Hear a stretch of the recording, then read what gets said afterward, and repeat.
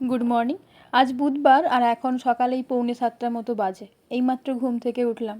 আজ একটু দেরিতে ঘুম থেকে উঠলাম, আজ পড়ানো নেই। আর তাছাড়া ওই যে আগের দিন মাটি কুপিয়েছিলাম, আগের দিন তো দেখিয়েছিলাম হাতে কেমন ফোস্কা পড়ে ব্যথা হয়েছিল। আর গতকাল সন্ধ্যা থেকে ঘাড়ে আর পিঠে প্রচণ্ড ব্যথা, সেই জন্য সকালবেলা উঠতে একটু দেরি হলো। ঘুম থেকে ওঠার পরে প্রথমে তাড়াতাড়ি করে ঘরের বাসি কাজগুলো সেরে নিচ্ছি, তারপর ঈশাকে ঘুম থেকে তুলতে হবে। ঈশাকে ঘুম থেকে তোলা অনেকটা কঠিন কাজ। ওকে একবার ডাকলেও ঘুম থেকে উঠতে পারে না, ওকে 2-3বার ইনস্টলমেন্টে ডাকতে হয়। এখন প্রথমবার এসেছি ওকে ডাকতে, ও বলল আরও কিছুক্ষণ ঘুমাবে। ওকে শুইয়ে দিয়ে আমি বিছানাপত্রগুলো গুছিয়ে রাখছি, তারপর আমি চলে যাব আমার কাজে, অর্থাৎ স্নান, পুজো, রান্নাবান্না এই সমস্ত করতে।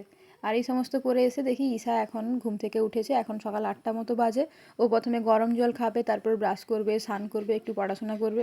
আর এই সমস্ত করতে করতে সকাল এখন 10:30 বাজে। এখন আমরা দুজন রেডি হচ্ছি স্কুলে যাওয়ার জন্য। আর এটাই ছিল আজকের মিনি ব্লগটা কেমন লাগলো অবশ্যই কমেন্টে জানাবেন।